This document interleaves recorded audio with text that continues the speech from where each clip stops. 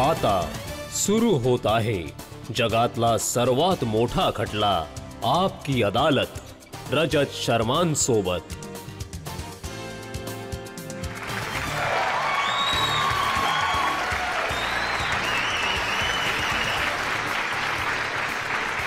नमस्कार, आपकी अदालत मध्ये तुमचं खूप खूप स्वागत आहे। दुबईची सुरमई संध्याकाळ आहे आणि आज जे सुपरस्टार माझे पाहुणे आहेत, किसी का भाई किसी की जान। कधी बजरंगी भाईजान आहेत तर कधी सुलतान आहेत। हिंदुस्तानची शान आहेत। तुमचा सगळ्यांचा लाडका सलमान खान आहे। स्वागत करूया सलमान खान यांचं।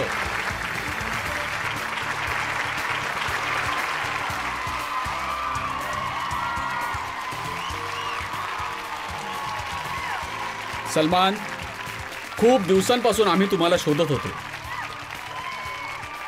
या बसू का? तुमच्यासाठी पिंजरा तयार आहे।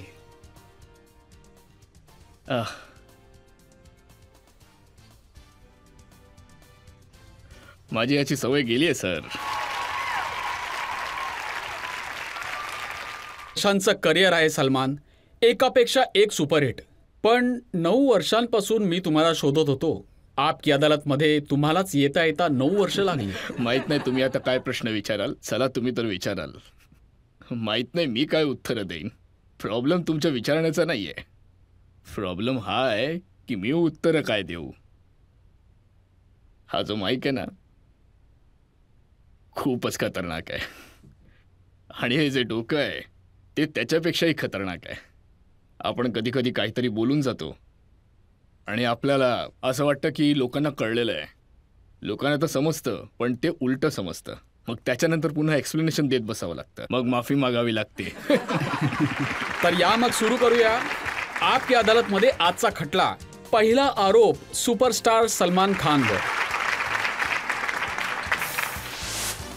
आपकी अदालत मध्ये सुपरस्टार सलमान खानवर असा आरोप आहे की यांचे डबल स्टँडर्ड आहे।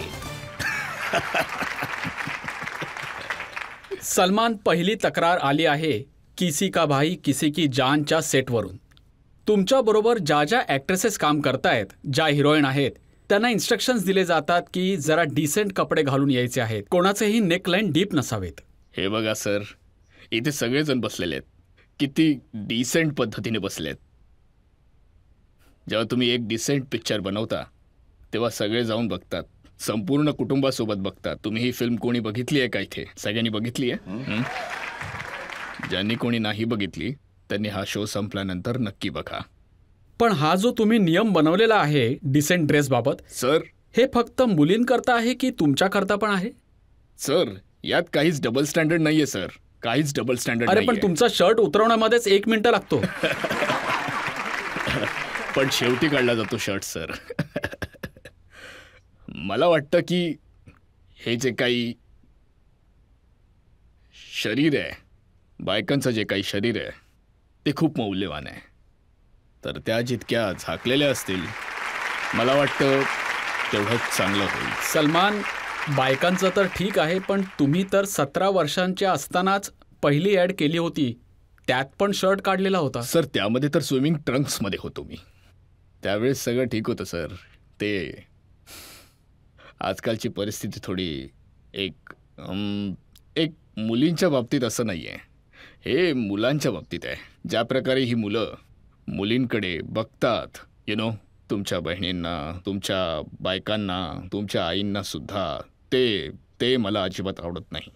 तर I do not want all of them to go through this. पण तुम्हाला स्वतःचा शर्ट काढायला बरं वाटतं? सर, मी याकरता शर्ट काढतो सर, कारण सर मी शर्ट काढला होता बागी, ज्यामध्ये मी बिकनी घालून पळालो होतो। स्टील बेटर दॅन लंगोट। बिकनीमध्ये वरसात्री होतं, लंगोटामध्ये खूप लाज वाटत होती मला। जसं मी सेटवरती पोहोचलो तर हाय अल्लाह। तर मग काय शिकवताय तुम्ही आजच्या युवकांना? सर, सगळ्यांनाच माहिती आहे सर, पण कधी कधी यांची नजर सुद्धा खराब होऊन जाते। तर तेच प्रयत्न तोच आहे की आम्ही जेव्हा पिक्चर बनवू तर आम्ही यांना ही संधी देऊ नये की हे तिथे येऊन आमच्या बायकांना, आमच्या हिरोईनला त्या नजरेने बघतील. तुम्हाला OTT कॉन्टेंटबद्दल सुद्धा खूप तक्रार आहे सर ऐकलंय. मला तर खूप प्रॉब्लेम आहे सर. मला वाटतं की OTTवर सुद्धा सेन्सर असायला पाहिजे. जसं की आमचे 2 पंचेस एक्स्ट्रा झाले ॲक्शनमध्ये तर आम्हाला लगेच A सर्टिफिकेट दिलं जातं. इथं तर वेगळ्याच प्रकारचे ॲक्शन चालू आहेत. त्यावर कोणतंच A नाही, B नाही, C सर्टिफिकेट काहीच नाही. तर सगळे निर्बंध काय OTT साठीच, बिग बॉससाठी काहीच नाही? सर बिग बॉससाठी तर खूप निर्बंध आहेत सर. जर तुम्हाला मी बिग बॉस असले दाखवलं निर्बंध आहेत की तुम्ही एकदा जुबेर खानला बोलला होतात, कसम खुदा की तेरे को कुत्ता नहीं बनाया तो मेरा नाम सलमान खान नाही. हो बोललो होतो. हां बरोबर मी बोललो होतो. कारण त्यांनी खूपच नालायकपणा केला होता घराच्या आतमध्ये. तर जे मी बोललो आहे, कारण नंतर मी सगळं फुटेज पाहिलंय. मग त्यांनी वाद घालायला सुरुवात केली आणि पारस छाबडाला तुम्ही म्हणालात की मी जर खाली उतरलो ना तुला बरोबर करून टाकेन, तू फक्त बाहेर भेट. हो त्याने पण पारस एवढं नव्हतं. ते कधी आपण दुसऱ्यांचं पण बोलणं ऐकून घेतो. कारण त्यांनी पूर्ण कॉन्टेंट बघितलेलं आहे, फॉलो केलेलं आहे. जे आपले क्रिएटिव्ह हेड्स आहेत, कॉन्टेंटवाले आहेत, मग ते मला असं सांगतात, असं झालं होतं, तसं झालं होतं, असं झालं होतं. त्यावेळी थोडासा पारा चढतो, मग खूप राग येतो, नाराज होतो माणूस. आणि मग मी स्वतः बघतो स्वतःला. मग मी विचार करतो याची काय गरज होती, मला असं नव्हतं करायला पाहिजे. And I feel very bad. आजकाल सोशल मीडियावर कधी मी येतो सो फिल्ममध्ये ठीक आहे लिहिलेले डायलॉग्स असतात, पण इथे तर मी आहे ना. सो देन आय फील याची गरज नव्हती. तर पण जो कॉन्टेंट जो तिथला बिग बॉसच्या घरातला जो काही कॉन्टेंट आहे कधी खूप जास्त होतं. आणि ते त्यांना कोणी ब्लेम पण करू शकत नाही, कारण ते घरापासून लांब असतात, त्यांच्याजवळ फोन नसतो 24 तास. 108, 112 कॅमेरे त्यांच्या मागे लागलेले असतात, प्रत्येक अँगलने ते दिसून येतात. तर त्यांच्यासाठी पण ते खूप कठीण असतं आणि तेव्हा मग त्यांची मनस्थिती बिघडते. सलमान, लोकांना असं वाटतं की हे जे बिग बॉसमध्ये शिव्या, राग, मारामारी हे सगळं यासाठी करतात जेणेकरून शोला प्रसिद्धी मिळवता येईल. नाही सर, आय थिंक याने शोची प्रसिद्धी कमी होते. आता मला माहिती आहे की माझी आई जेव्हा शो बघायची, मी शोचा होस्ट आहे म्हणून नाही, त्या आधीपासून बघत होती शो. त्यांनी शो बघणं मध्येच सोडून दिलं याच कारणामुळे, because of false content, because of aggression. आता मागच्या 2 सीझन्समध्ये शो इतका वर गेलाय कारण की हे सगळं एवढं नाही आहे जेवढं काही आधी असायचं. आजकाल रोमॅन्स आहे, छोटी मोठी भांडणं आहेत, किचनमधली भांडणं आहेत, मेक बिलीव्ह भांडणं नाही आहेत. त्यात जर कोणी मेक बिलीव्ह केलं तर ते कळून देखील येतं की हे काय फुटेजसाठी करतोय, आणि स्वतःच घराच्या आतमध्ये बोलतात की हो हे आम्ही फुटेजसाठी करतोय. मग शोच्या शेवटी तुम्ही म्हणता की आपल्या आईबाबांची काळजी घ्या, त्यांचा आदर करा. हो ते तर मी नेहमीच सांगतो. डोंट ट्रबल युअर मद, आई वडिलांना आणि भारत माता खिच आहे. तर हे तर मी नेहमीच म्हणतो, कारण मला यावर विश्वास आहे आणि मी विश्वास करतो, कारण हे स्वतःच्या अनुभवावरून सांगत आहे. कारण मी माझ्या आईवडिलांना भरपूर त्रास दिलेला आहे. आणि ही तर चांगली गोष्ट आहे की माझ्या बाबांना आम्ही टायगर बोलतो, रॅम्बो बोलतो, आणि आईला मात्र गेब्रियल शॉक ऑब्झर्वर बोलतो. तिने झेललंय आम्हा 5 मुलांना. पण असे भरपूर आईवडील आहेत जे कुणी एवढं झेलू शकणार नाहीत. आणि यासाठी सांगतो, जर तुम्ही आईवडिलांना त्रास दिला तर त्रास तर शेवटी तुम्हालाच होतो. तुम्ही पण तर अजूनही त्रास देत आहात की किती वर्षांपासून वाट पाहतायत की आता तरी सुनबाई येऊ दे.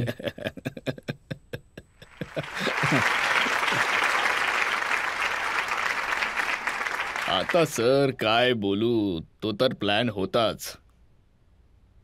होता, लग्नाचा नव्हता पण मुलाचा होता. पण आता ते कायद्याच्या दृष्टीने तर हिंदुस्थानामध्ये होऊ शकत नाही. तर आता बघू सर काय करायचंय, कसं पण करायचंय. दुसऱ्यांना तरी तुम्ही सल्ला देत असताना, तुमची ती लाडकी आहे ना ती शेहनाज गिल. हो, मी तिला ॲडवाईस केलं होतं की मूव्ह ऑन, की आता ती सुसाईड ते आता या जगात नाही आहे. त्याला पण वाटत असेल कुठेतरी शेहनाजने मूव्ह ऑन केलं पाहिजे. मूव्ह ऑन असं नाही आहे की त्याचं लग्न झालं पाहिजे, मुलं झालं पाहिजे. आता नाही, थोडा वेळ आहे अजून, पण त्या शेहनाजमधनं बाहेर पडायला पाहिजे. खूप अवघड होतं तिच्यासाठी. खूप अस्वस्थ होती बिचारी मुलगी. तर मी तिला सांगितलं की मूव्ह ऑन. तर याचा हा अर्थ काढू नका की sir me bring it on असं म्हणेल स्वतःला. पण हे जे तुमचं मूव्ह ऑन चालू आहे हा, ना, हा, म्हणजे हा. पहिली झाली दुसरी, दुसरी झाली तिसरी, तिसरी झाली चौथी, हे तर थांबतच नाहीये.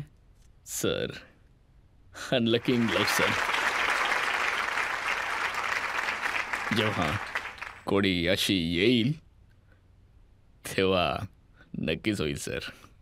ॲक्च्युली सगळ्या चांगल्या होत्या. फॉल्ट माझ्यामध्येच असेल. कारण की जेव्हा पहिली जाते तेव्हा फॉल्ट त्यांचा असतो, दुसरी जाते तर मग फॉल्ट त्यांच्यात आहे, तिसरी जाते तेव्हा पण फॉल्ट त्यांचाच आहे, चौथीवर थोडासा डाऊट येतो की फॉल्ट त्यांच्यात आहे की माझ्यात आहे. 5वीमध्ये मग 60-40 जेव्हा त्याच्यापेक्षा पुढे जायला लागतात तेव्हा त्या कन्फर्म करून टाकतात की फॉल्ट माझाच होता. तर यामध्ये कोणाचाच दोष नाही आहे. हा फक्त माझाच दोष आहे. कदाचित एक भीतीचा असेल की मी कदाचित त्यांना ते जीवन, ते सुख नाही देऊ शकणार जे त्यांच्या मनामध्ये आहे. आणि आय एम शुअर की सगळ्या आपापल्या जागी भरपूर खुश आहेत. तुम्ही करण जोहरला सुद्धा विचारलं होतं की लग्न का नाही केलंस म्हणून? ते तर 2-2 बाळांचे वडील झाले आहेत. सर तोच प्रयत्न होता, पण सर आता कदाचित ते कायदा बदललेला आहे. तर आता बघूया. सर लहान मुलं मला खूप आवडतात सर. I love kids. पण जेव्हा किड्स येतात तेव्हा त्याच्यावर आईसुद्धा येते. आई मुलांकरिता चांगली असते सर, पण आमच्याकडे तर भरपूर आई आहेत सर. आमच्याकडे तर पूर्ण जिल्हा आहे, पूर्ण गाव आहे. ते त्यांची खूप चांगली काळजी घेतील. पण त्यांची जी आई असेल ना, म्हणजे आमची बायको असेल ना, ती म्हणजे ते थोडंसं आता बघा ना, ते किती खुश आहेत. मग सध्या कोण आहे ती जान आणि कोणाला कमिटमेंट दिलेली आहे? सर आता मी फक्त भाई राहिलोय. सर भाई आहे. ज्यांनी मला जान बोलवावं असं वाटत होतं तेच आज मला भाई बोलवत आहेत. आता मी काय करू?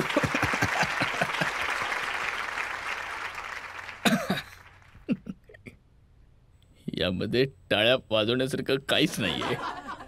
ही खूप खूप दुःखद गोष्ट आहे. पण हा प्रश्न अख्ख्या जगासमोर आहे आणि कितीतरी वर्षांपासून चालत आलेला आहे की सलमान खानचं लग्न होणार तरी कधी? सर जे वरच्याला मान्य असेल, यामध्ये लग्नासाठी 2 जणांची गरज लागते. तर पहिलं असं होतं की ते होत नव्हतं. You know, at every given point of time कधी मी हो बोललो तर कोणी नाही म्हणालं, कधी तिने विचारलं तर मी नाही म्हणालो. आता दोन्ही बाजूने जर नाही येत असेल, जेव्हा दोन्ही बाजूनी होकार येईल तर होऊन जाईल सर, होऊन जाईल. पण यासाठी अजूनही थोडासा वेळ आहे. 57चं तर आहे मी. टाईम आहे अजून. माझी इच्छा आहे की हे फर्स्ट आणि लास्ट असो. माझ्याकरता एक पाहिजे आणि बस पुरे होईल. That's it. म्हणजे एक बायको असली पाहिजे बस. आणि मुलं किती व्हायला पाहिजेत? सर मुलं जितके होऊ शकतात तितकी व्हायला हवीत. भरपूर व्हायला पाहिजेत सर, भरपूर व्हायला पाहिजेत. या कारण आता जर होत आहेत येत्या 5-6 वर्षांमध्ये, तर मग मी अजून त्यांच्याबरोबर 20-25 वर्ष खेळू शकतो. याला बोलतात सर डेडिकेशन, कन्सिस्टन्सी, पर्सिस्टन्स. हे तुम्ही सोडलं नाही पाहिजे अजिबात. तुम्ही कोणत्याही वयात, फ्रॉम दी एज ऑफ टीनेजपासून माझ्या वयापर्यंत. But still you know I do perhaps lot of wrong things, but then I compensate that with a lot of right. जितकं चुकीचं करतो मी, असं ठरवलं आहे की त्यापेक्षा 3 पट मी चांगली गोष्ट करणार. आता बघा, सोशल मीडियावर तुमच्या लग्नाला घेऊन बरेचसे कॉमेंट्स येत असतात, बरोबर ना? एका माणसाने फारच इंटरेस्टिंग प्रश्न विचारला आहे. त्यांनी विचारलं की ते राहतात 170 फुटांच्या घरामध्ये, जर लग्न केलं तर सुनेला ठेवणार कुठे? 170 स्क्वेअर फीट? नाही सर, यापेक्षा मोठं आहे सर. त्यापेक्षा थोडंसं मोठं आहे. हो, पण एवढं पण मोठं नाही आहे की कपड्यांनी बुटांना जागा होईल. तर बाकी तर जर एवढी पण जागा नाही आहे तर मग अजून कोणाला बसवणार त्या घरामध्ये? पण तो जो लेफ्ट टर्न आहे आणि राईट टर्न आहे जिथे मी राहतो तो लहानपणीच घेतला आहे. आणि माझे बाबा आणि माझी आई मम्मीवरती राहते, तर मला कधी त्याची आवडच नव्हती की मी कुठल्या आलिशान घरात राहावं, यु नो. तर तर मला आवडतं छोटंसं घर. तुम्ही ते घर बघितलंय का? मी तुमचं घर बघितलंच आहे. माझ्या मते हा एवढा मोठा जो सेट आहे नाही सर, हे एवढंच तर खूप मोठं घर मोठं आहे आहे सर. तुमचं. एवढंच असेल. हा तर खूप मोठा आहे. हे थांबा जरा. हा झाला आमचा लिव्हिंग रूम. हे हां बरोबर आहे, जिम तिथे आहे. आणि हे म्हणजे एकंदरीत तुमचं लग्न करण्याचं तर लक्षणच दिसत नाही. सर एवढं प्रेशर आहे माझ्यावरती. आजकाल माझे आईबाबा पण मला असं करून बघतात, तर थोडंसं प्रेशर आलं आहे. पण आता ते जेव्हा होईल तेव्हा होईल. पण आता तर तुम्हाला बघितलं तर तुम्ही लग्न करून कितीतरी खुश आहात. किती खुश आहात, किती खुश आहात. आणि एवढी खुशी मला नको आहे. इथे सगळ्यांना विचारून बघ ना सर, की कोणाला माझं लग्न झालेलं बघवेल का? विच मॅन वुड टॉर्चर करण्यासाठी की जे आम्ही भोगतोय ते तुम्ही पण भोगा. ही चुकीची गोष्ट आहे. आता सगळ्यांनी टाळ्या वाजवून किंवा हात वर करून सांगा की किती जणांना वाटतं सलमान खानने लवकरात लवकर लग्न केलं पाहिजे. म्हणजे की मी सुद्धा तुमच्यासारख्यांमध्ये येऊ. जसे तुम्ही टॉर्चर होत आहात मी पण टॉर्चर होऊ. तो बघा, तो खरा माणूस आहे. बघा सगळे बोलतायत करेक्ट. म्हणजे की याचा अर्थ तुम्ही एवढे नाराज आहात आयुष्यामध्ये. बायको बाजूला बसली आहे आणि केवढा कॉन्फिडन्स आहे माणसामध्ये. सांगतोय नको करूस. माझी अवस्था बघ, डोक्यावरचे केस पण नाही राहिले. तर आमच्या सदिच्छा तुमच्याबरोबर आहेत सलमान, की लवकरच तुमचं हो सर, लग्न व्हावं. धन्यवाद. आणि नाही जरी झालं तरी तुमच्यावर सर म्हणजे तितकंच प्रेम तुमचं केलं म्हणणं आहे जाईल. की आमचा शाप आहे की माझं लग्न लवकर झालं पाहिजे. आता एका ब्रेकसाठी थांबूया. ऑफकोर्स. आणि ब्रेक नंतर सलमान खानवर आरोप आणि प्रत्यारोपची मालिका अशीच सुरू राहील. करण अर्जुनच्या सेटवरती शाहरुख खानला तुम्ही गोळी मारली. नाही सर ते नका बोलू. पण तिकडे असलेल्या लोकांना अरे. वाटलं की आता शाहरुख खान तर गेले. हो तो एक किस्सा होता. पण हे सगळं तुम्हाला कोणी सांगितलं? स्वागत आहे तुमचं आप की अदालतमध्ये. आज आपला खटला चालवतोय दुबईच्या खास वातावरणात सुपरस्टार सलमान खानवर. आप की अदालतमध्ये पुढचा आरोप. आपकी अदालतमध्ये सुपरस्टार सलमान खानवर आरोप आहे की हे खोड्या काढण्यामध्ये एकदम पटाईत आहेत. सलमान, जितक्या डायरेक्टर्स बरोबर तुम्ही काम करता सगळे हेच म्हणतात की सलमान 12 वाजता काय करणार आहेत किंवा 2 वाजता काय करणार आहे, 4 वाजता काय करणार आहेत, काय खोडकरपणा करतील काहीच सांगू शकत नाही. सर हे खोटं आहे सर. 12 वाजता तर अगदीच खोटं आहे. कारण 12 वाजता मी सेटवर पोहोचतच नाही. तर जो काही खोडकरपणा केलाय मी ते मी घरी केलंय. सेटवर कधीच केलेलं नाही आहे. तर तो माझा टाईम आहे. मी तुम्हाला माझं रुटीन मी सांगतो. मी उठतो जवळपास 5:30-6 वाजता. 6 वाजता उठून मी 6:30-7 मी उठलेला असतो. कॉफी पितो, थोडासा कार्डिओ करतो, वर्कआउट करतो. मग मी वरती जातो. आईबाबांसोबत थोडासा वेळ घालवतो आणि पुन्हा एकदा आणखी एक कॉफी पितो. आणि आता तर मी सायकल वगैरे काही चालवत नाही मी. तर मग मी तिथून सेटवर पोहोचतो. सेटवर पोहोचल्यानंतर तिथे सीन वगैरे डिस्कस होतो आणि मग तिथून काम सुरू होतं. मग जोपर्यंत डिरेक्टर पॅकअप बोलत नाही मी सेटवरच असतो. मी व्हॅनमध्ये बसत नाही, मी AC मध्ये बसत नाही. जिथे सेट असतो मी तिकडेच असतो थ्रू आऊट, अगदी पॅकअप होईपर्यंत. पॅकअप झाल्यानंतर मग मी येतो. कधी 1 वाजता रात्री पॅकअप, कधी संध्याकाळी 6 वाजता, 7 वाजता, जी काही वेळ असेल ती. If it's early then I come back. मी कार्डिओ करतो, वर्कआउट करतो आणि फॅमिलीसोबत वेळ घालवतो. Then I have my time. Then I go to sleep about 2:33 and then again I wake up about 5:30. तर मग मी जेमतेम 2 किंवा 3 तास झोपतो. That's it. आणि एक होतं माझ्याबरोबर. लंच ब्रेकच्या नंतर अंदाजे 3:30-4च्या दरम्यान on the set. Shot ready sir, take. तर हे असं काहीसं माझं रुटीन आहे आणि हे असंच चालू राहिलं तर मी व्यवस्थित असतो आणि मग मला परत झोपायला लागते. मी तुम्हाला 1-2 उदाहरणं देतो. सुलतानचे डिरेक्टर अली अब्बास जफर ते म्हणाले की सर त्यांचं तर नावच घेऊ नका माझ्यासमोर. नावच घेऊ नका. मला त्यांनी लंगोट घालायला लावलाय. आणि ते सांगत होते की लंगोट घालताना बऱ्याच अडचणी आल्या तुम्हाला. अरे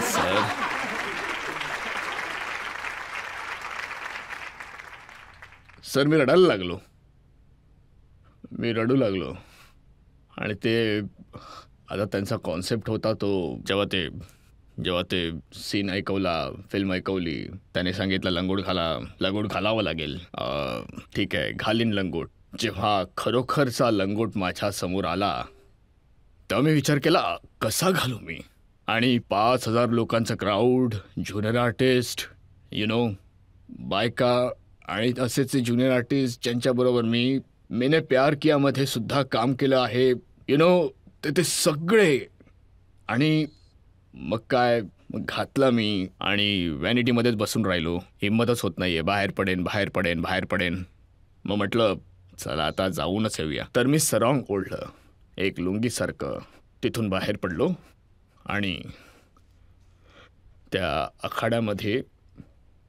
आणि सगळ्यांना माहीत होतं की लंगोट आहे. तर मग तिथून सुरू झालं.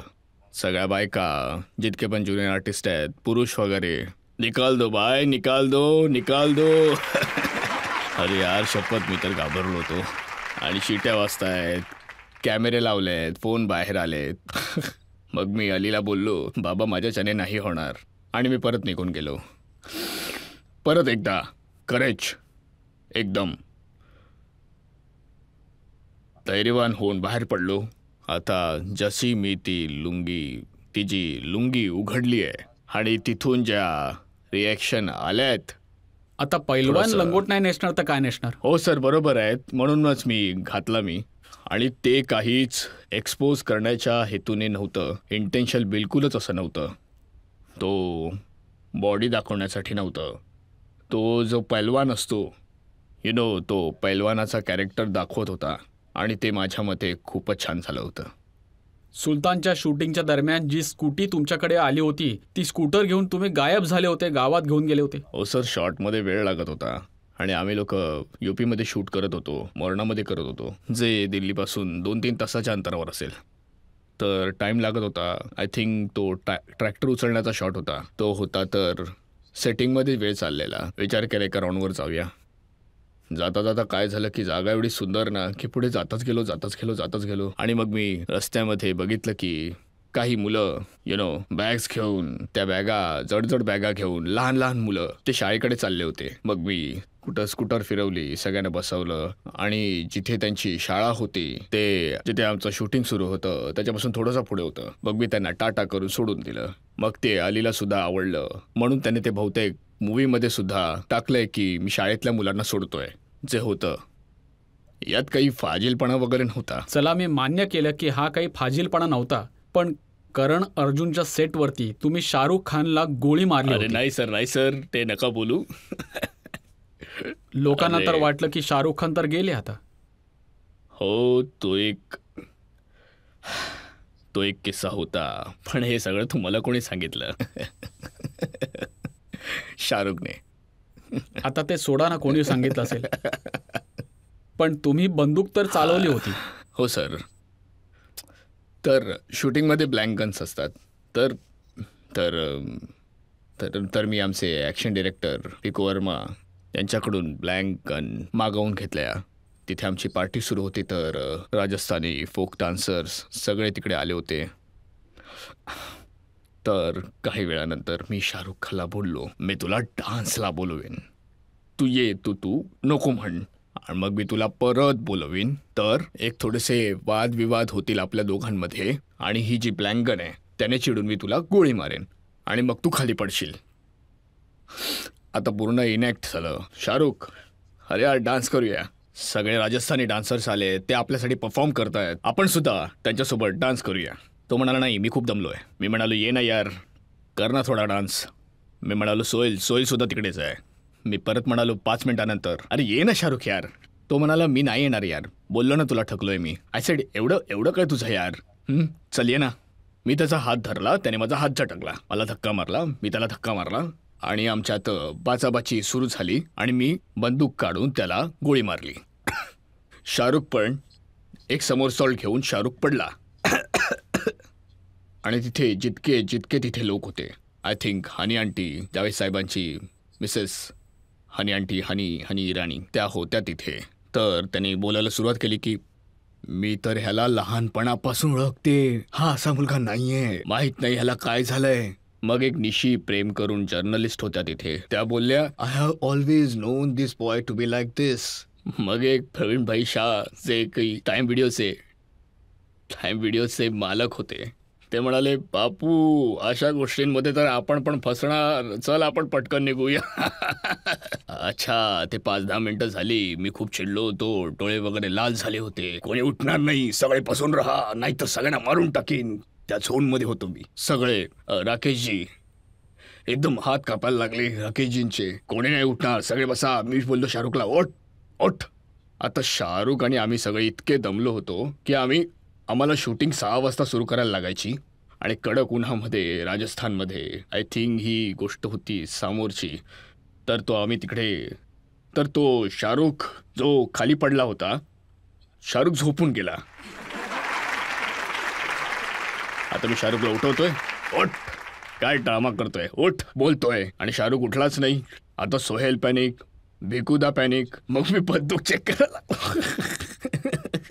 आणि सडनली एक असं, हा पठाण जिवंत आहे.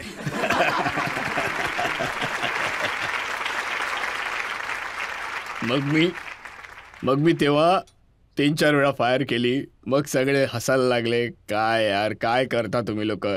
मग सोहेल इन्व्हॉल्व होता, भिकुदा त्यांना माहीत होतं. मग हनी आंटीकडे गेलो, त्यांना हक केलं. मी बोललो निशी प्रेम यांना सुद्धा माहीत होतं, हे ऑलवेज नोन. एक ते बापू प्रवीण भाई शाह की जे त्यावेळेचे खूपच एक पॉवरफुल एक माणूस होता, त्यांना सुद्धा म्हणजे सगळेजण खरंच खूप घाबरून गेले होते थोड्या वेळा करता. नाही, ते कसं आहे, मला वाटतं की best performer in the industry जसं की शाहरुख आणि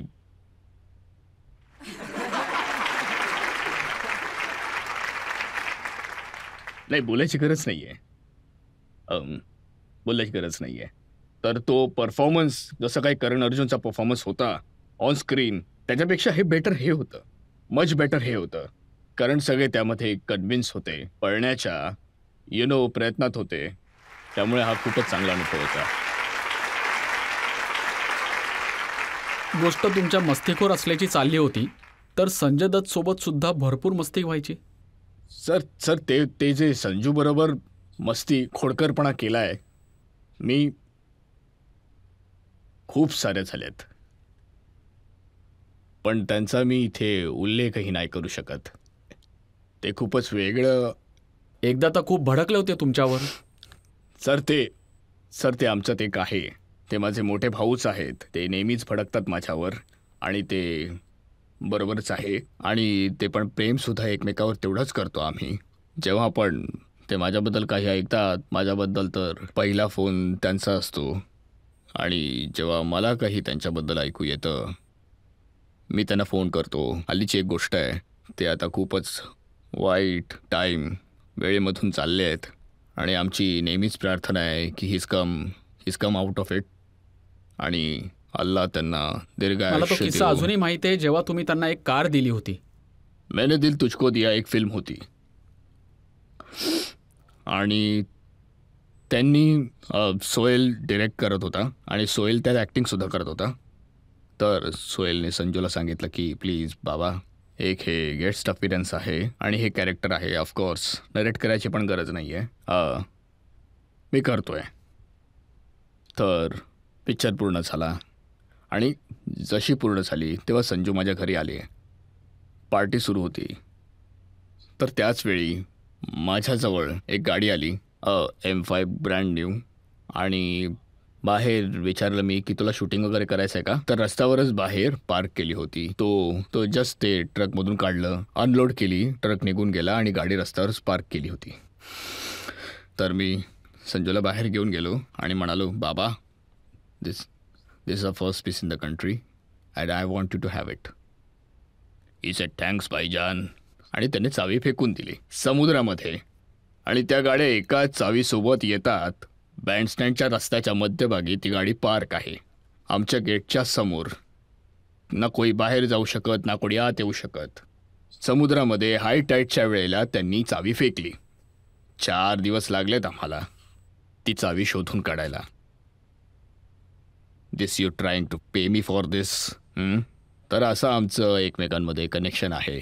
हे संजूने पण खूप वेळा मला लग्नासाठी समजवण्याचा बरेचदा प्रयत्न केला की भाईजान, तू लग्न करायला पाहिजे यार, यू नो यार, खूप मस्त असतं भाईजान. तुम्ही घरी येता आणि तुम्ही दमलेले असता, तुम्ही दमलेल्या अवस्थेत घरी येता, तुमची बायको विचारते तुमचा दिवस कसा गेला, तुमची बायको विचारते तुमचा दिवस कसा गेला, तुला कोणी त्रास दिला का, आज मजा आली का, तू दमला आहेस का, आणि तुझ्यासाठी पाणी आणते, तू काही घेणार का. तू आता लग्न करून टाक भाईजान. या सगळ्या गोष्टी असतात ना, बॅचलरहूड वगैरे, सगळं भंपक आणि एकदम फालतू गोष्टी आहेत. सिरियसली भाईजान. अरे वेट यार. हां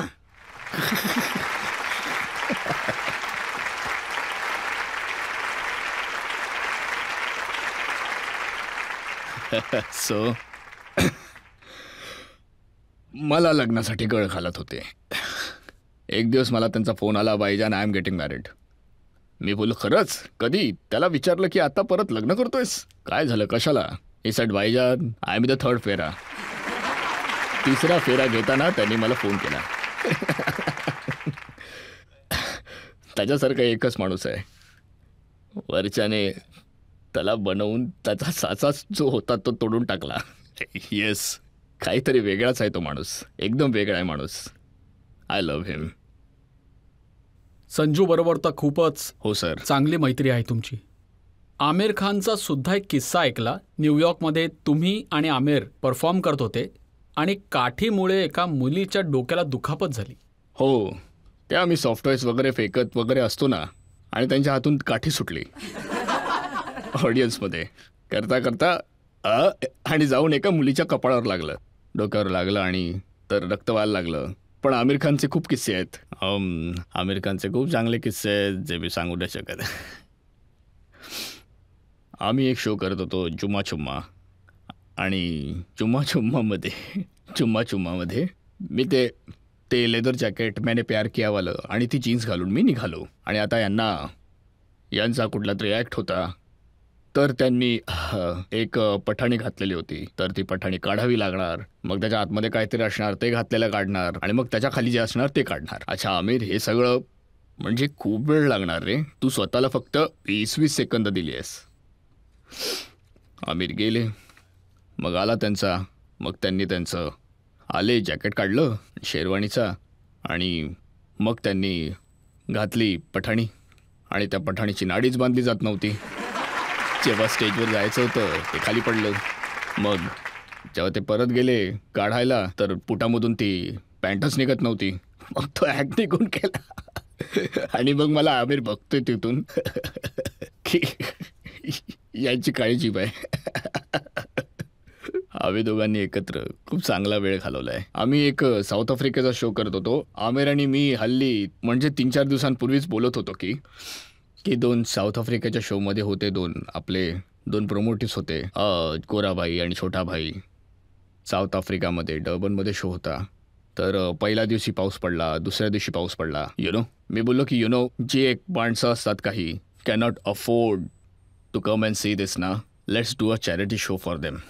मग आम्ही लोक गेलो तिकडे, शो करायला गेलो तिकडे. तर तर तो शो एका ग्राउंडवर होता. फुल ऑन गर्दी झाली होती तिथे, म्हणजे पूर्ण एकदम पॅक झालं होतं. मग आम्ही मागून एंट्री मारली एकदम. तर गप्पा गोष्टी वगैरे चालू होत्या एकमेकांमध्ये लोकांसोबत. आणि मी तर तर तिकडून सिंग सिंग सिंग सिंग. तर आमिरने अनाऊन्स केलं की तुम्हाला गाणी ऐकायची असतील तर सलमान खूप छान गाणी गातो, सलमान गाणी गाईल.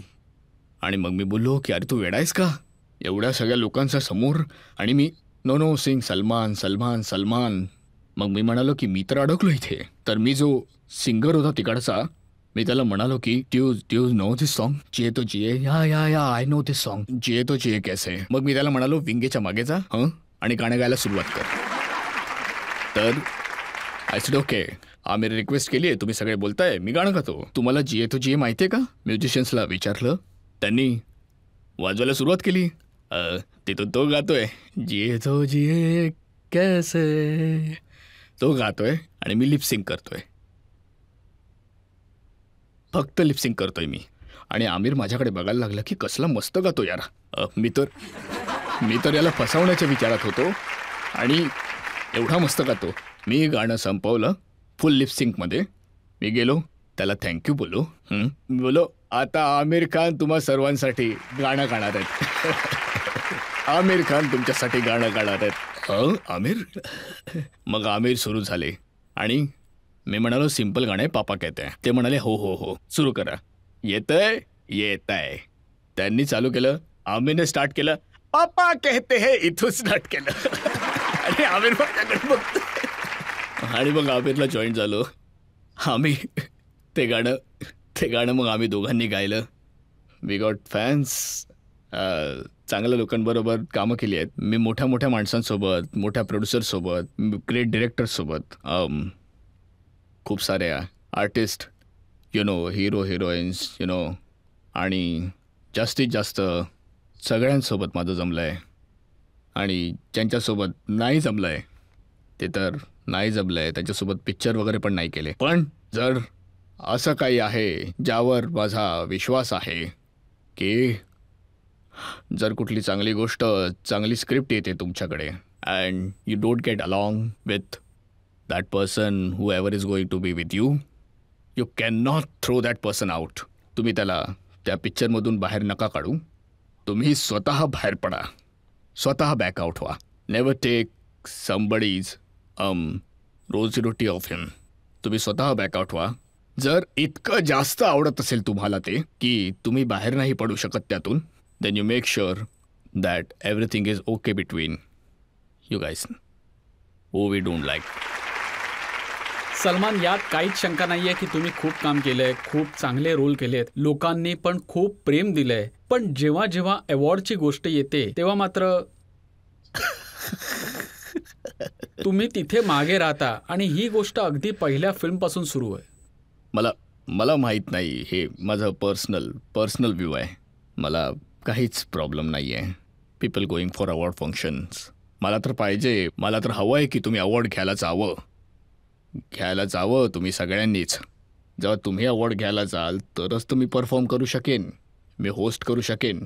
जर प्रत्येकाची थिंकिंग माझ्यासारखी झाली की आम्हाला अवॉर्ड नको आहे, तर भावांनो माझ्या परफॉर्मन्सचा आणि माझ्या होस्टिंगचं काय होणार.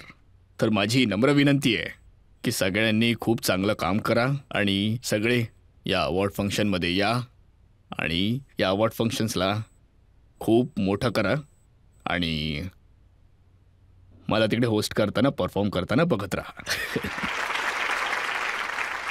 तुम्हाला असं पाहिजे की अवॉर्ड फंक्शन होत राहिले पाहिजे, तुम्ही होस्ट करत राहा. माझी तर इच्छा आहे की तुम्ही पण अवॉर्ड फंक्शन करा. सगळे करतायत, ॲटलिस्ट तुम्ही जेव्हा कराल तर इंडस्ट्रीचा प्रत्येक माणूस असेल तिथे, प्रत्येक director, producer, actor, heroine, star, प्रत्येक स्टार असेल तुमच्या अवॉर्ड फंक्शनमध्ये, तिथे पूर्ण इंडस्ट्री तुमच्यावर प्रेम करते.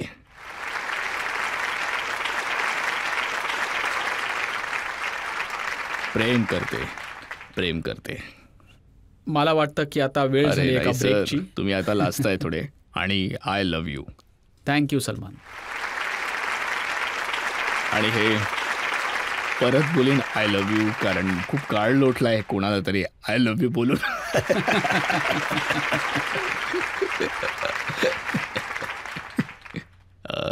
इथे बोलू शकतो आय लव्ह यू. तर जेव्हा ऑटोबायोग्राफी लिहाल तर सगळ्या लव्ह स्टोरीज येतील का त्यामध्ये? सर, कबरमध्ये घेऊन जाईन.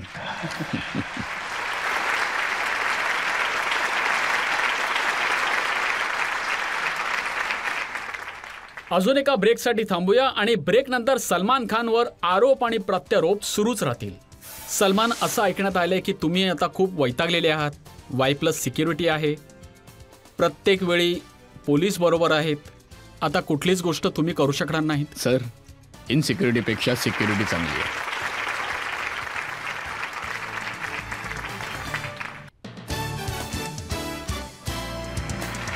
Welcome back. आपकी अदालतमध्ये आज आपले पाहुणे आहेत सुपरस्टार सलमान खान. आपकी अदालतमध्ये पुढचा आरोप. आपकी अदालतमध्ये सुपरस्टार सलमान खानवर आरोप आहे की हे निष्काळजीपणा करत असतात. सलमान, आजकाल असं ऐकण्यात आलंय की आजकाल खूप त्रासलेले आहात. Y+ सिक्युरिटी आहेत, प्रत्येक वेळी पोलीस बरोबर आहेत. पहिले सायकल घेऊन बाहेर जायचे, आता कोणतीच गोष्ट करू शकत नाही. सर, इनसिक्युरिटीपेक्षा सिक्युरिटी चांगली आहे.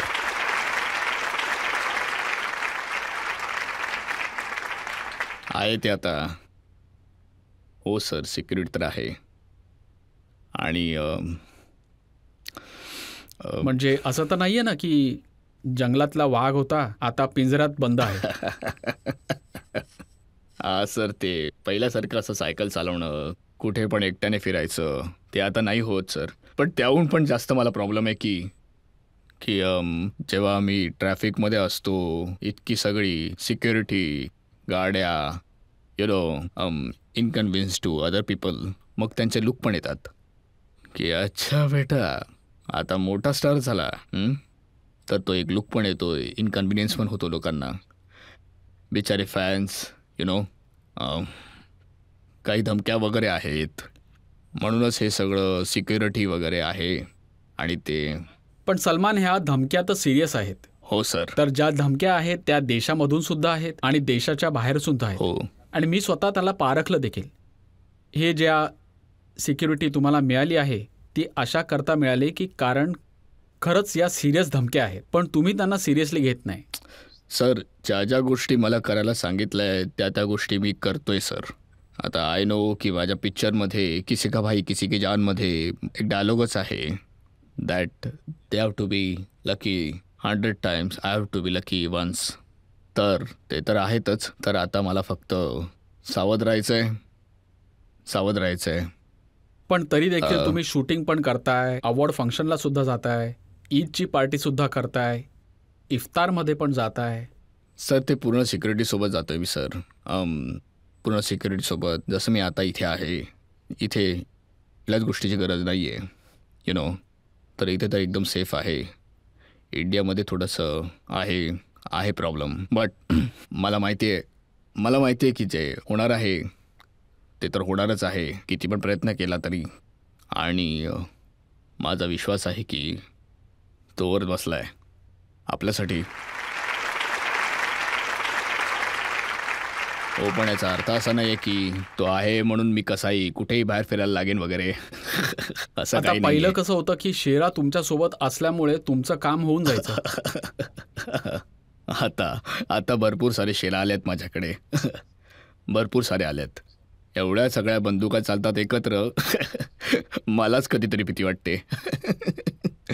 पण आणि सलमान, जेव्हा तसं बघा तेव्हा तर बंदुका पॉइंटेड असतात, पुढे मागे. आणि त्यात पण सर एक लुक पण येतो ना. अच्छा, ओके. आणि मग पुरुषांना कळेलच. कुठेच जाऊ शकत नाही. जसं जसं मी एका मिनिस्टर किंवा मंत्रीला बघतो ना, वा वा वा वा वा वा वा, मग मी असा लुक द्यायचो. तो आजकाल लुक माझ्यावर पडतोय. तर आता मी त्यांना बोलून ठेवलं की सायरन वगैरेचा कुठलाही साऊंड नको आहे. ड्रायव्हर पण एकदम स्लो पेस, कारण नेहमी गाडी जोरात असली की ती पायलट गाडी निघून जाते.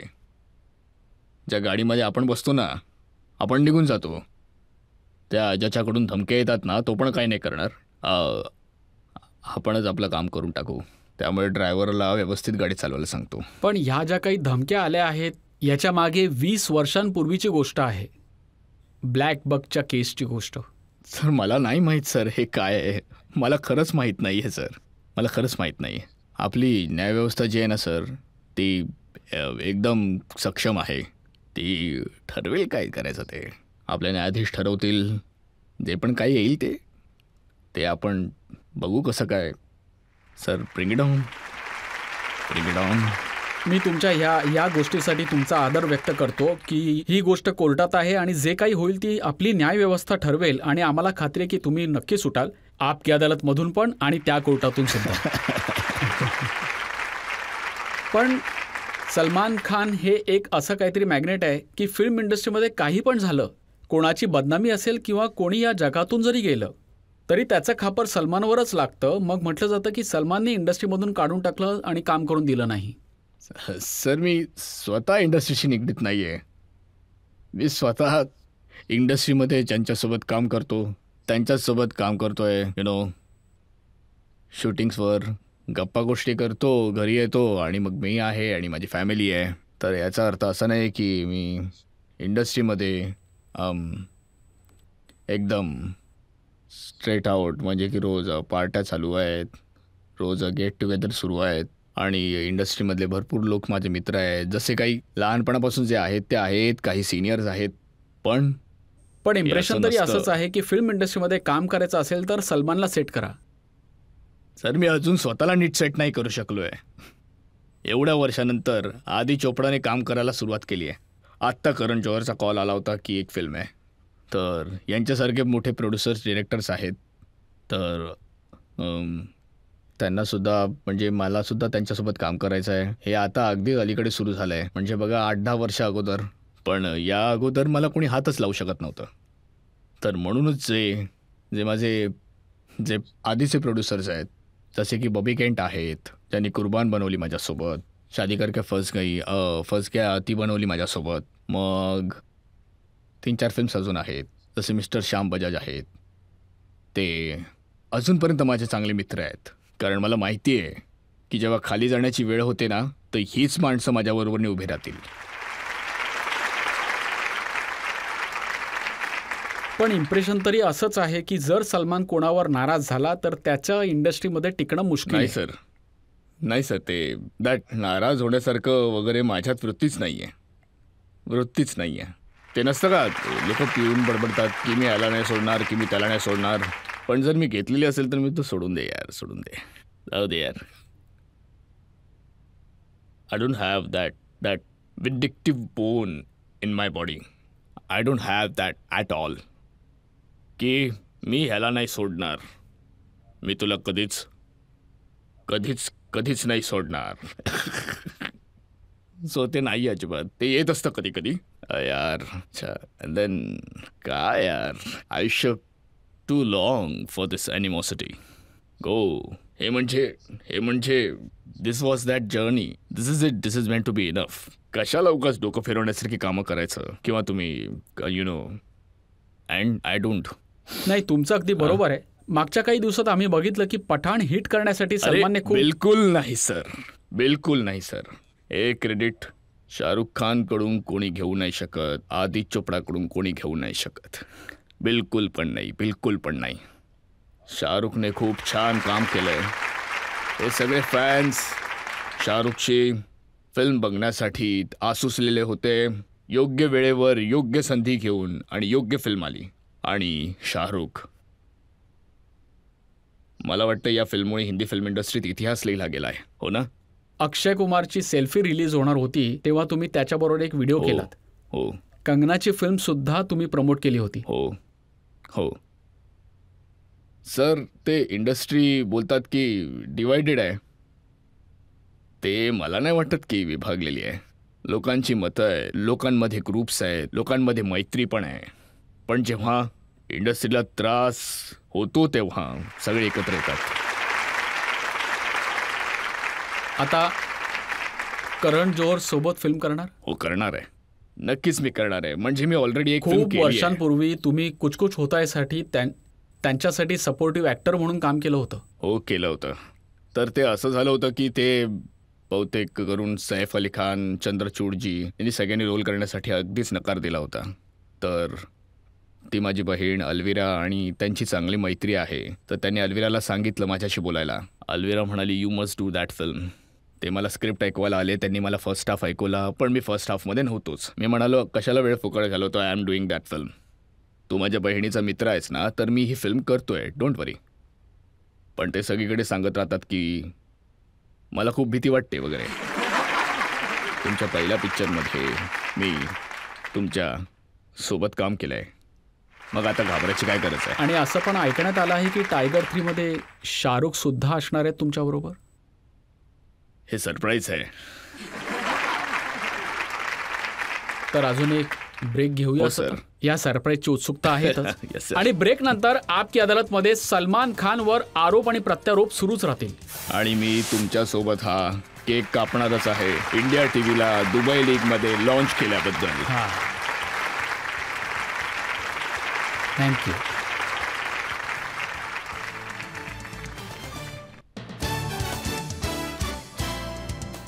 Welcome back. आपकी अदालतमध्ये आज आपले पाहुणे आहेत सलमान खान. आपकी अदालतमध्ये पुढचा आरोप. आपकी अदालतमध्ये सुपरस्टार सलमान खानवर आरोप आहे की हे मनमानी करतात. डायरेक्टर कोणी असो, फिल्म कोणती पण असो, त्यांच्याबरोबर कामाबरोबर इंटरफेअर पण करता. फिल्मचा स्क्रीनप्लेसुद्धा बदलून टाकता, फिल्मचे डायलॉगसुद्धा बदलून टाकता आणि फिल्ममधल्या डान्सच्या स्टेप्ससुद्धा सलमान खान ठरवतात. सर, खरं बोलू की खोटं बोलू? आता आपकी अदालत आहे, जनता समोर आहे, तर खरंच बोलावं लागेल. ज्या गोष्टी चांगल्या वाटतात त्यांना बदलण्याचा काही विचारत नसतो. पण अशा सुद्धा काही गोष्टी असतात त्या चांगल्या नसतात, तर त्या बदलणं गरजेचं असतं. आणि येस, मीच नाही तर आम्ही सगळेच करतो. कारण तो जो डिरेक्टर असतो त्यांनी फक्त एकाच डिरेक्टरसोबत काम केलेलं असतं आणि ते स्वतःच आहेत. आम्ही बऱ्याच डिरेक्टर्ससोबत काम केलेलं असतं आणि बऱ्याच वर्षाचा अनुभव पण असतो. तो स्वतः डिरेक्टरसुद्धा एक हेल्दी डिस्कशनमध्ये मान्य करतो की हे बरोबर आहे की बरोबर नाही आहे. आणि जर आम्हालासुद्धा नीट समजावून सांगितलं की ह्या सीननंतर हा सीन आहे आणि यासाठी म्हणून हे गाणं या ठिकाणी आहे कारण ते फिल्मची गरज आहे, तर मग आम्ही सुद्धा मान्य करतो. तर हे जे फिल्म मेकिंग असतं ते एक टीम वर्कच्या सहाय्यतेने पूर्ण होतं. ही चांगली गोष्ट आहे सलमान की तुम्ही हे ॲक्सेप्ट केलं, मान्य केलं आणि टाळायचा प्रयत्न नाही केलात. पण मी ऐकलं आहे की फिल्मचं नावसुद्धा बदलून टाकता. ही आताची जी फिल्म आली आहे त्या फिल्मचं नाव पहिलं ठेवलं गेलं होतं कभी ईद कभी दिवाळी. हे बदलण्याच्या मागे एक विचार होता सर. विचार होता कभी ईद कभी दिवाळी. पण ज्या पद्धतीने ही फिल्म चालली होती, जी पहिली स्क्रिप्ट होती आणि नंतर जी आली, आणि तुम्ही जे म्हणता की मी इंटरफेअर करतो, सर इंटरफेअर नाही सर, मी मदत करतो. मी कॉन्ट्रीब्यूट करतो. पिक्चर चालते, तुम्हाला सगळ्यांना आवडते तर चांगली गोष्ट आहे ना. तर ते आमचे डिरेक्टर आहेत, ते रायटरसुद्धा आहेत आणि माझ्यासोबत 2 पिक्चरसुद्धा केलेले आहेत, रेडीसुद्धा केली आहे. आणि तर मग या फिल्ममध्ये कोणता डायलॉग लिहिला आहे किसी का भाई किसी की जान मध्ये? सर या फिल्मचं टायटल होतं भाईजान. आणि माझे वडील आहेत, त्यांना हे किसी का भाई किसी की जान ते टायटल ते अजूनही त्यांना आवडत नाही आहे. कारण की ते असं असतं ना, टायटल 1 वर्ड असायला पाहिजे होतं. मला असं वाटतं की भाईजान हे खूप ब्रो गाय टायटल आहे, you no. So I didn't want that. फक्त मुलं पिक्चर बघायला आलेत. म्हणजे फक्त भाईजान नसायला पाहिजे, हा. किसी की जान सुद्धा हो व्हायचंय बरोबर. तुम्हाला. तर ते एक भाई पण आहे, जान पण आहे. So that women and it's actually it's like the women love the film. It's romance. You know, action वॅक्शन तर आहेच, पण प्रत्येक पिक्चरमध्ये असतं आणि कॉमेडी वगैरे. पण रोमॅन्समुळे ही फिल्म खूप सुंदर झाली आहे. आणि भारतामध्ये मला इकडचं माहिती नाही, पण बायकांची गर्दी तर वाढायला लागली आहे थिएटर्समध्ये जाऊन ही फिल्म बघण्यासाठी. कारण जी फॅमिली जी आहे ते एक आपलं कल्चर आहे. यु नो, भावांमधलं प्रेम, त्यांच्या गर्लफ्रेंड्स सगळे एकत्र राहतात एका साऊथ फॅमिलीमध्ये. In laws, what he does for the in laws. तर आता सगळ्या बायका आता ही फिल्म बघायला लागल्या आहेत. So I didn't want this to be I want this to be सगळ्यांनी ही फिल्म बघावी. नाव चांगलं आहे, आणि- लोकांना सुद्धा आवडलंय, लोक ही हो, फिल्म सर. बघत आहेत. पण या फिल्म मधले डायलॉग सुद्धा तुम्ही लिहिलेत का? हो सर, ते इम्प्रुव्हाइज होतात सर, इम्प्रुव्हाइज होतात ते. मी ऐकलं की हा जो डायलॉग आहे जो की खूप फेमस झाला आहे, मुझ पे एक एहसान करना. हो सर, ते शॉटच्या आधी कधी येतं असं अचानक. आणि ते आय थिंक ते खऱ्या आयुष्यातून निघून आलेलं आहे. I am doing your favour. ते say do me a favour, don't do any favour, do what a favour. ते डिपेंड करतं की तुम्ही कशातून आहात वगैरे वगैरे. ते सगळं डायलॉग स्वतःचे पण नव्हते, हे लाईफमध्ये कधी ना कधी कोणाकडून तरी ऐकलेलं असतं वगैरे. यु नो, ते बरोबर लक्षात राहिलेलं असेल. आणि ती सिच्युएशन अशी आली होती की ते खऱ्या आयुष्यामधल्या गोष्टी आहेत त्या टाकू शकतो आम्ही फिल्ममध्ये. त्यामुळे ते मस्त वाटतं सुद्धा. तर हे खऱ्या आयुष्यात कुठे ऐकायला मिळालं की तुम्ही इतने छेद करेंगे? हे सर, ते त्यांचा डायलॉग आहे, आमच्या डिरेक्टर साहेबांचा. मला डायरेक्टर साहेबांनी सांगितलं की हा तुमचा डायलॉग आहे. तो जो बातम्याचा डायलॉग आहे तो खूपच ऑकवर्ड होता. ते मला फक्त कसं तरी करायचं होतं. आणि हे सगळं मी डायलॉग बोलल्यानंतर केलं. But that film was fantastic film. आजकाल एक ट्रेंड बनला आहे सोशल मीडियावर, कोणती पण फिल्म रिलीज होते तेव्हा त्याच्या आधीच बॉयकॉट बॉलिवूड सुरू व्हायला लागलंय. फिल्मचा ट्रेलर, फिल्मचं नाव, पोस्टर बघूनच हे कॅम्पेन सुरू व्हायला लागलंय. सर, हे तर खूप आधीपासून सुरू आहे सर. आता फक्त सोशल मीडियावरती चालतं एवढंच. पहिले तर मोर्चे येत होते घरांच्या समोर, थिएटरच्या बाहेर. आम्हाला काय करायचं होतं की त्यांना विचारावं, मग हँडल करायची गरज होती. आमची एक फिल्म होती लवरात्री. लवरात्री. ते टायटल होतं. त्यांना ऑब्जेक्शन होतं त्यावर. आणि त्यांनी सांगितलं सुद्धा की त्यांना का ऑब्जेक्शन आहे. यु नो, त्याचं कारण तो एक उत्सव आहे. You know that it just you don't make it fabulous. आणि मला मान्य होतं त्यांचं म्हणणं. थोड्या वेळातच मी त्यांना विचारलं की लव यात्री चालेल का. लव यात्री चालेल. सो दॅट लाईक बजरंगी भाईजान.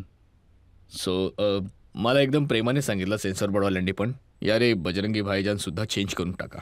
यु नो, मी बोललो की जर हा पंजाबमध्ये गेला असता तर त्याला काय बोलले असते, बजरंगी पाजी. जर हे UPमध्ये गेले असते तर त्यांना बजरंगी भैया बोलले असते. जर ते महाराष्ट्रात आले असते तर ते बोलले असते बजरंगी भाऊ. यु नो, तर असं होतं. मग त्यांना पटलं की हा पाकिस्तानमध्ये जातोय तर त्याला बजरंगी भाईजानच बोलतील. मग त्यांना लगेच लक्षात आलं. मग लगेच परवानगी देऊन टाकली. बजरंगी भाईजानला लोकांनी खूप पसंत केलं आणि खूपच जास्त आवडला. तुम्हाला वाटतं की फिल्म तुमच्या ॲक्टिंगच्या बाबतीत तुमची वन ऑफ द बेस्ट होती? सर, त्या फिल्ममध्ये ॲक्टिंग करायची नव्हती. ती फिल्मच एवढी मस्त होती की सेटवर पोहोचा आणि यू स्टार्ट फिलिंग इट. जसं की जेव्हा मी सूरज बडजात्या साहेबांबरोबर शूटिंग करतो आणि जेव्हा त्यांचे सीन्स येतात माझ्याकडे, तेव्हा मी असं वाटायचं की मला काय झालं आहे, हा माणूस नुसता शुद्ध होत गेला आहे आणि मी नेमका विरुद्ध दिशेला चाललो होतो.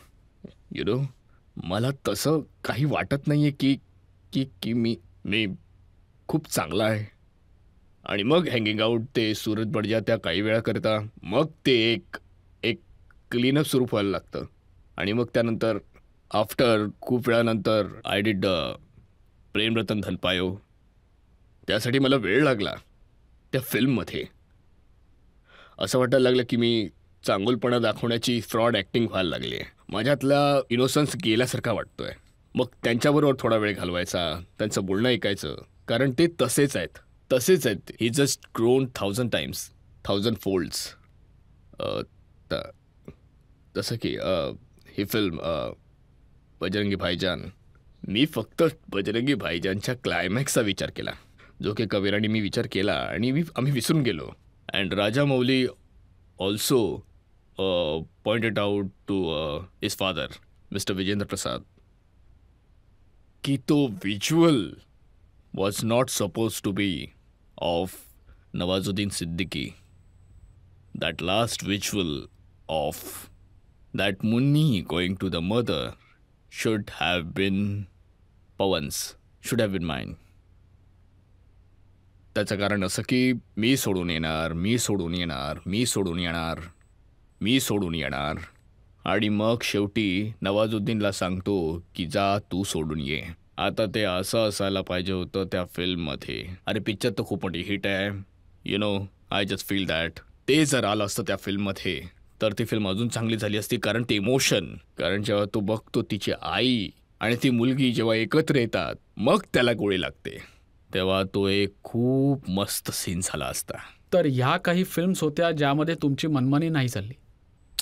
हो सर, आता पिक्चर पण बऱ्यापैकी चालला असं वाटतंय, कारण ह्या गोष्टी जर असत्या तर ती अजून मोठी हिट ठरली असती. संजय लीला भन्साळी यांच्यासोबत तुम्ही एक फिल्म करणार होतात? हो सर, इन्शाल्लाह नाही झाली. इन्शाल्लाह कुठली दुसरी फिल्म नक्की होईल. एक जी इमेज होती एकेकाळी सलमान खाननी स्वतःची बनवली होती, बॅड बॉय, ती इमेज तुम्ही बदलली आहे आता. पण आता सध्या सर खूप चांगलं नातं आहे. काय झालंय की ते फोटोग्राफर्स येतात, ते take pictures, they sell those pictures, they make money. I give them the pictures. बाय इकडे लेफ्ट, बाय राईट, बाय वर, बाय खाली, बाय अजून एकदा, बाय इकडे तिकडे, बाय थोडंसं, बाय स्माइल, बाय झालं, थँक्यू आउट. आणि मी असं करतो आणि मी सुद्धा जातो त्यांच्यामध्ये आणि ते पण माझ्यासोबत फोटोज घेतात. मी करतो ना ते. पण त्यावेळेला कसं होतं की त्यावेळेला ते तरुण मुलं होती जे की आज शहाणे झालेत. They realise the journalist, they realise their mistakes, that they gotten very caustic. ते खूपच मीन झाले होते त्यावेळेस फॅमिली लाईफमध्ये, यु नो. आता काय झालं आहे की जर काही झालं तर सोशल मीडियावर 5 मिनिटात लगेच येतं. तुम्हाला काही कळायच्या आत. त्यावेळी आम्ही ना 15 दिवस टेन्शनमध्ये असायचो, 1 महिना टेन्शनमध्ये असायचो की हे काय छापतायत. ही फिलिंग तुम्हाला मारून टाकते, ती फिलिंग तुम्हाला मारून टाकते. आणि आता काय झालं तर सर 30 सेकंड 5 मिनिट्समध्ये आलं सोशल मीडियावरती. आता ते वेळच नाही मिळाला. आलं, आता काय करू शकतो, काहीच नाही. आता त्या टेन्शनमध्ये असायचो की अच्छा this they writing about this affair of mind. आता ते या जर्नलिस्टला कॉन्टॅक्ट करा किंवा त्या जर्नलिस्टला कॉन्टॅक्ट करा, ह्याच्याकडून आर्टिकल काढून घ्या, हे करा ते करा. तो 1 महिना you could not concentrate on your work. It use to be so dramatic and they use to hurt where it hurts. आणि become friends with people and take out gossips and you know write this things and I think all of them. आणि मला वाटतं असं सगळ्यांना जाणवलं आहे की आम्ही सगळे तरुण होतो, काहीतरी करायचं होतं, आमच्याकडून चुका झाल्या आहेत, आम्ही चुका केल्या आहेत. पण आता सगळे मॅच्युअर आहोत, आता सगळे ओके आहेत. पण ते खूप टेन्शन असायचं त्यावेळेला. आणि मग गर्लफ्रेंडला ही गोष्ट कळेल आणि हिरोईन्स बरोबर हा topic it was very messed up. कामाला घेऊन अशा खूप चर्चा होत असतात की जे तुम्ही सांगितलं की आम्ही 5 जण आहोत, एवढ्या लवकर तर आम्ही अजिबात सोडणार नाही आहोत. नाही सोडणार सर, नाही सोडणार. सगळे आपापल्या एका पद्धतीने, ज्यामध्ये सलमान खान, शाहरुख खान, अक्षय कुमार, अजय देवगण, आमिर, आम्ही सगळे we were all do our best to entertain your people and the best so that तुम्ही आम्हाला बघा आणि तुम्ही स्वतःची काळजी घ्या आणि सुदृढ राहा. नेहमी स्वस्थ राहा. जरी आमचं रक्त सांडलं, आम्हाला लागलं, आमचे गुडघे दुखतात, अँकल्समध्ये दुखतंय, पाठीत दुखतंय, जबरदस्त लागलंय, नाक तुटलंय, फ्रॅक्चर झालंय, लिगामेंट फाटलं गेलंय, जे पण प्रॉब्लेम होतील आमच्यासोबत आम्ही आमच्याकडून चांगलंच देत राहणार. आमच्याकडून होईल तितकं. आम्हाला आमचा त्राससुद्धा तो स्क्रीनवर दिसून येणार नाही. हे गॅरंटी आहे. मेहनत दिसेल तुम्हाला, त्रास नाही दिसून येणार. कारण although we will do it smiling, we will do it laughing. आणि सामोर जाऊ जे येईल त्याला. सलमान, असं वाटतं की 9 वर्षांपूर्वी ज्या सलमानला आपकी अदालतमध्ये बोलवलं होतं त्यामध्ये आणि आजच्या सलमानमध्ये खूप फरक आहे. ते मला माहीत नाही सर.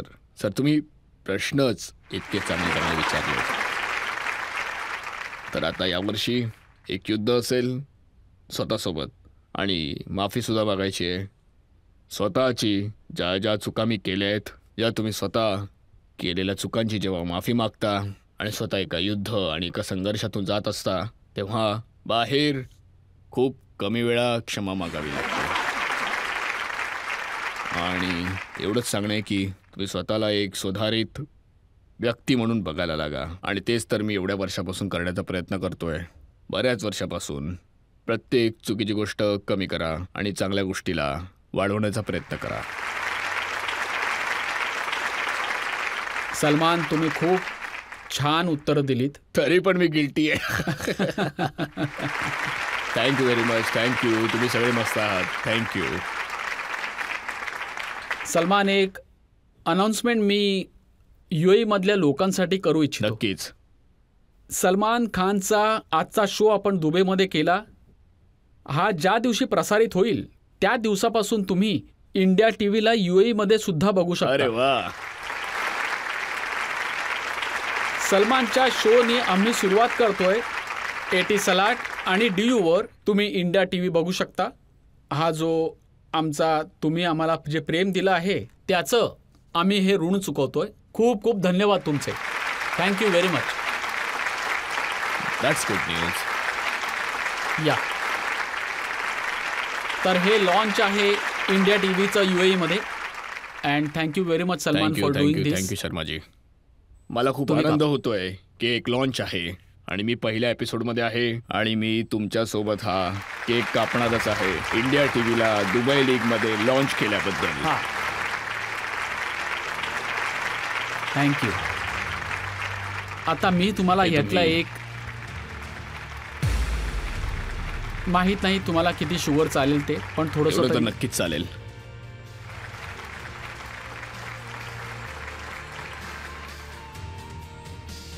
Thank you very much. तुम्ही खूपच सुंदर प्रेक्षक आहात. खूप खूप आभार तुमचे की तुम्ही इथे येऊन आम्हाला सगळ्यांना सपोर्ट केलं. Thank you very much. Thank you very much. Thank you.